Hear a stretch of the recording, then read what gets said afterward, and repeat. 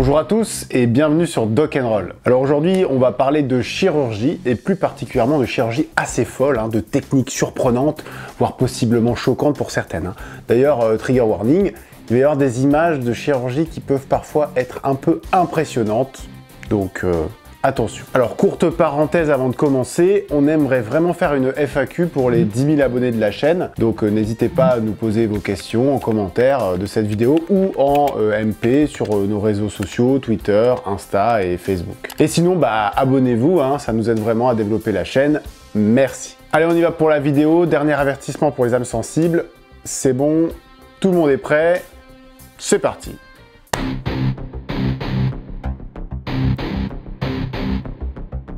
Alors on démarre avec un nom bien compliqué, mais vous allez voir en le décortiquant, on comprend assez bien de quoi il s'agit. Donc on a ostéo, du grec ostéon, qui veut dire l'os. On a odonto, du grec odontos, qui veut dire la dent. Et on a kérato, du grec kératos. Il y a plusieurs significations dans ce préfixe en médecine, on va voir. On l'utilise notamment pour qualifier tout ce qui est rapport à la kératine, qui est une protéine fibreuse, qui est présente dans les ongles, dans les cheveux, dans les poils, mais aussi dans tout ce qui fait référence à des structures ou de caractéristiques similaires à celles de la corne. Alors, par exemple, certaines excroissances ou certaines lésions cutanées, on appelle ça des kératoses. Et le dernier sens, et c'est celui-là qui nous intéresse, dans l'ostéo-odonto-kératoprothèse, c'est kératos, la cornée. Alors on résume, on a l'os, la dent, la cornée et le mot prothèse. Cacamoulax. Vous allez comprendre. L'OKP est pratiqué chez les patients atteints de cécité cornéenne lorsque la greffe n'est pas possible ou a échoué. Il s'agit de la technique la plus fiable recensée à ce jour dans le domaine des kératoprothèses. Alors la cornée, c'est ce que vous avez tous en avant de l'œil. Et donc en cas de lésion de cette cornée, la lumière, elle ne peut plus rentrer dans l'œil et elle ne peut plus atteindre la rétine. Et du coup, vous voyez rien. Le but de l'intervention, c'est donc de fabriquer une cornée artificielle et ça va se faire en plusieurs étapes. Premièrement, on va prélever un morceau circulaire de muqueuse à l'intérieur de la joue du patient et on va le déposer à la surface de l'œil. Deuxièmement, on va extraire une dent du patient avec de l'os qu'il y a autour et on va l'usiner pour en faire une lame ostéodentaire dans laquelle on va percer un trou et insérer un petit cylindre de plexiglas. Troisièmement, ce complexe os-dent plexiglas va être mis en nourrice pendant 3 à 6 mois dans l'intérieur de la joue. C'est-à-dire qu'on va le greffer provisoirement à un endroit pour permettre la croissance de nouveaux tissus et de vaisseaux sanguins. Quatrièmement, on peut greffer à sa place définitivement la prothèse entre la cornée abîmée et la muqueuse qu'on a déposée auparavant et dans laquelle des orifices sont percés. Dernière étape, l'aspect esthétique extérieur va être amélioré grâce à une lentille rigide ou une prothèse d'iris. Alors cette technique représente la thérapeutique de dernière chance qui permet aux patients de retrouver une vision compatible avec une meilleure qualité de vie. Elle est utilisée par très peu d'équipes dans le monde et il y en a une en France qui est située à la Timone à Marseille, avec très bon taux de réussite. Ça va, vous tenez le coup? Allez, on passe à une autre technique.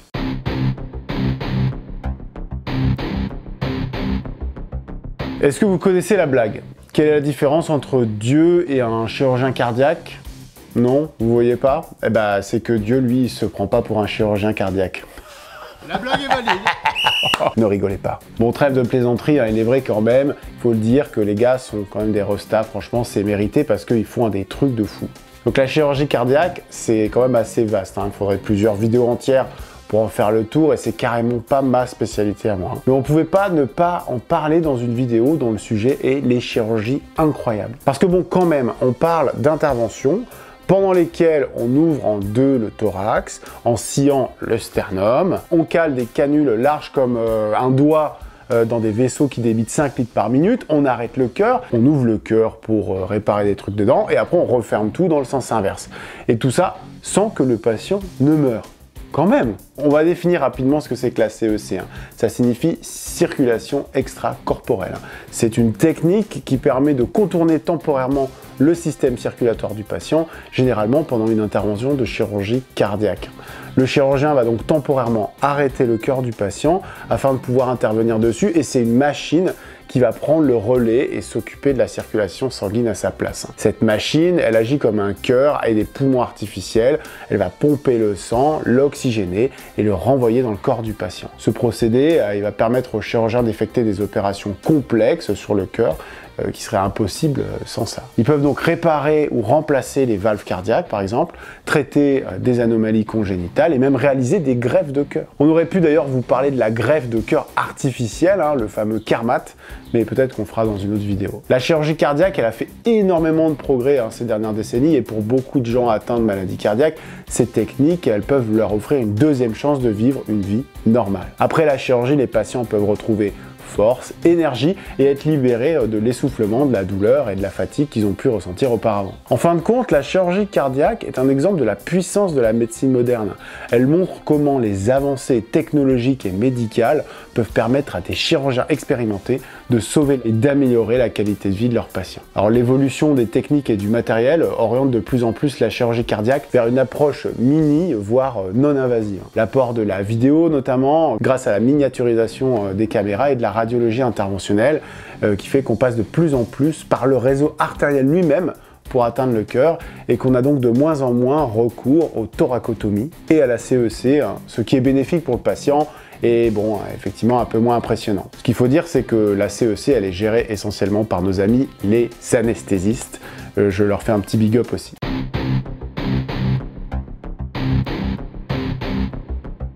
Cette opération, elle est réalisée suite à des amputations traumatiques des doigts de la main et notamment du pouce, lors d'accidents du travail ou d'explosions de pétards par exemple. En effet, lorsqu'on perd son pouce, on perd beaucoup de dextérité. Le pouce opposable est un élément indispensable pour l'appréhension. Il s'agit donc de greffer un nouveau pouce pour retrouver une pince pouce-index opérationnelle. Où trouve-t-on une réserve de doigts quand on en cherche ? Sur les pieds bien sûr. Mais comment ça fonctionne exactement ? En premier lieu, on va préparer la zone endommagée avant d'obtenir un site de greffe propre et sain. Le chirurgien va ensuite retirer un orteil, généralement le pouce, mais parfois le deuxième ou le troisième orteil du même côté que le traumatisme, pour une histoire d'esthétique. L'orteil est enfin transplanté sur la zone endommagée où il est ensuite utilisé pour reconstruire des articulations, des ligaments ou des os manquants. Cette technique, elle peut sembler étrange, mais elle a des avantages qui sont étonnants. L'un des principaux, c'est que l'orteil greffé peut être façonné et manipulé pour s'adapter parfaitement à la zone affectée. Les chirurgiens peuvent utiliser l'orteil comme une sorte de pièce de puzzle pour reconstituer des parties manquantes de la main. Un autre avantage est que les orteils ont une grande capacité de régénération, ce qui signifie qu'ils peuvent récupérer rapidement après l'opération. En fait, de nombreux patients retrouvent leur capacité à utiliser la main dans un délai relativement court après la chirurgie. Bien sûr, comme pour toute intervention chirurgicale, il y a des risques associés à la chirurgie de transfert d'orteil. Les patients peuvent éprouver une douleur, un gonflement, une faiblesse temporaire de la zone greffée.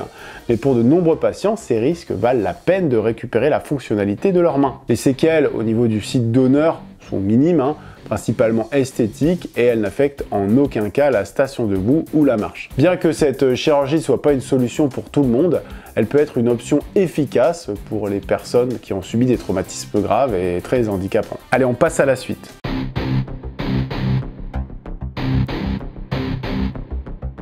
Alors là, trigger warning supplémentaire parce que les images peuvent être vraiment impressionnantes. Au pire, on a chapitré la vidéo, donc vous pouvez passer à la suite si c'est trop pour vous. La première greffe partielle de visage, elle a eu lieu au CHU d'Amiens en 2005. Elle a été faite par l'équipe du professeur Dubernard du CHU de Lyon en collaboration avec beaucoup d'autres médecins sur place.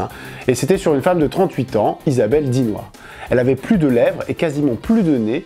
Elle a reçu une greffe du triangle constitué par le nez, la bouche et les joues. Un an après l'opération, un bilan fait état du retour de la mobilité et de la sensibilité de la zone greffée. La patiente pouvait à nouveau manger, parler, sourire et sortir en public sans attirer l'attention. La deuxième greffe partielle, elle a eu lieu au CHU de Créteil par l'équipe du professeur Lantieri sur un patient de 27 ans, Pascal Kohler, qui souffrait d'une forme très grave de la maladie de von Recklinghausen, une pathologie incurable qui peut, dans ses formes les plus graves, déformer le visage de manière extrême. Il a subi une greffe nez, bouche, menton, joue, et la même équipe réalise ensuite plusieurs greffes et publiera en 2016 une série de cas. Dans le même temps, des équipes britanniques et américaines obtiennent des autorisations de leurs autorités médicales, mais c'est une équipe espagnole qui réalise en 2010 la première greffe totale de visage chez un jeune homme ayant été défiguré par un accident. Il leur a fallu 20 heures d'intervention, une équipe de 30 chirurgiens, anesthésistes, infirmiers pour greffer toute la peau et tous les muscles du visage, ainsi que le nez, les lèvres, l'os maxillaire supérieur, les dents, le palais, les pommettes et la mandibule, et tout ça à partir du même donneur. Cet exploit est mis en concurrence car jugé incomplet par l'équipe du professeur Lantieri qui revendiquera la première greffe complète de visage qui va comprendre en plus les paupières et le système lacrymal. Alors le patient, Jérôme Hamon, sera même greffé 2 fois de suite à cause d'un rejet. Il avait pris un antibiotique incompatible avec son traitement et la 2e fois il sera greffé en 2018. Alors voilà pour l'historique au niveau des techniques opératoires. Clairement, on va pas s'y aventurer, déjà parce que c'est extrêmement complexe et surtout seuls quelques spécialistes dans le monde sont capables de les expliquer et clairement je n'en fais pas partie. Une petite parenthèse par contre pour parler d'un chirurgien italien, Sergio Canavero, connu pour ses affirmations controversées sur la faisabilité d'une greffe de tête. Il revendique une réussite sur un chimpanzé en 2016 et annonce en 2017 une répétition sur 2 cadavres humains et son intention d'effectuer immédiatement la procédure sur un patient humain vivant. Alors à ce jour, ça s'est toujours pas produit, c'est un peu le Idriss Aberkan de la chirurgie.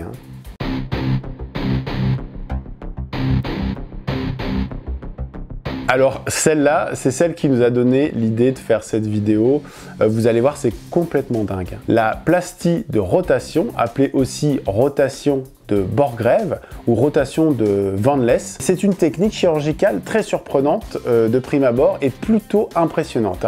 Elle est pratiquée le plus souvent chez des jeunes enfants, on verra tout à l'heure pourquoi, des jeunes patients, donc généralement victimes d'ostéosarcome, qui est une tumeur pas très sympa, cancéreuse de l'os, et qui survient à proximité du genou, soit dans la partie inférieure du fémur, soit dans la partie supérieure du tibia. Et elle est aussi pratiquée, cette chirurgie, sur des malformations congénitales du fémur ou des infections chroniques, mais non, ça c'est plus rare. Alors cette chirurgie, elle consiste à préserver le bas de la jambe, greffé à la cuisse, après lui avoir fait faire une rotation à 180 degrés. C'est de là que la technique tient son nom. Elle est pratiquée pour la première fois aux alentours de 1930 par le chirurgien Borgreave, chez un patient qui a des séquelles ostéo-articulaires de la tuberculose.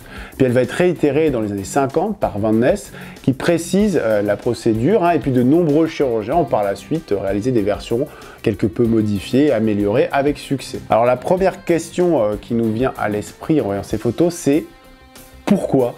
Eh bien, je vais vous expliquer, vous allez voir, c'est pas si saugrenu que ça. Alors déjà, on va reprendre les étapes de l'intervention. On l'a dit, toute la partie osseuse autour du genou des patients est envahie par une tumeur. Il va falloir donc l'enlever. Auparavant, on avait recours à une simple amputation de la jambe en mi-cuisse. Mais lors d'une rotation plastique, on enlève la partie inférieure du fémur, le genou et la partie supérieure du tibia. Donc la zone où se situe la tumeur. Puis on fait un demi-tour au bas de la jambe et on le greffe à la cuisse, ceci afin de récupérer une articulation fonctionnelle au niveau du genou. En fait, on va utiliser l'ancienne cheville comme nouveau genou. Au niveau vasculaire et nerveux, on dissèque minutieusement tous les vaisseaux et les nerfs en essayant de ne pas les sectionner. Le but est de les laisser entiers et on les enroule pour les placer sous un muscle. Pour ce qui est des muscles, justement, on va les suturer entre eux. Bon, on va pas rentrer dans le détail parce que c'est pas très utile. Par la suite, on appareillera le patient avec une prothèse, comme c'est le cas dans une procédure d'amputation plus classique. Bon, alors pourquoi on fait ça? Pourquoi pas une amputation? Le principal avantage, c'est que le patient il récupère beaucoup plus de mobilité grâce à cette articulation préservée. La pratique sportive, elle reste possible, elle se trouve même facilitée pour des sports à fort impact ou à percussion comme le basket, le foot, la course à pied ou même des sports où les mouvements de genoux sont importants comme le vélo, l'équitation ou le ski. Alors autre avantage, le taux de complication de cette chirurgie est plutôt faible puisqu'il y a très peu de difficultés de cicatriser car il n'y a pas de moignon, pas de douleur du membre fantôme, ni de problème de vascularisation, puisque les nerfs et les gros vaisseaux ne sont pas sectionnés lors de la procédure et il n'y a pas de traitement immunosuppresseur, puisque c'est une autogreffe. Alors certes, il existe des inconvénients aussi, notamment psychologiquement et esthétiques. C'est sûr que ça peut être un peu choquant et difficile à accepter. On parle d'un aspect chimérique du membre inférieur, mais une fois inséré dans une prothèse, l'apparence elle est similaire à toute autre amputation en fait. Je vous disais que cette intervention elle était généralement pratiquée chez les enfants âgés de moins de 12 ans si possible, et ce parce que les jeunes ont un cerveau qui est encore assez plastique pour apprendre à utiliser ce qui était avant leur cheville comme un genou, même si ça demande un gros travail de rééducation et un suivi psychologique bien sûr. Bon voilà, j'espère que ça vous a plu, hein. C'était un peu chaud au niveau des images je pense, hein. Espérons que YouTube ne prenne pas trop peur et ne nous shadowbanne pas cette vidéo. D'ailleurs, partagez-la si elle vous a intéressé, hein. Sur la chaîne, on parle beaucoup de médecine et on parle quand même assez peu de chirurgie. Je trouve que c'est assez important quand même de montrer l'excellence de la chirurgie moderne et l'ingéniosité de certains chirurgiens, hein. Bien sûr, c'est une liste qui n'est pas exhaustive, hein, et si ça vous a plu, bah dites-le nous en commentaire, on peut éventuellement faire un deuxième épisode sur le sujet. Rendez-vous d'ici à peu près 2 semaines, hein, pour la prochaine vidéo. D'ici là, keep on healing, keep on walking.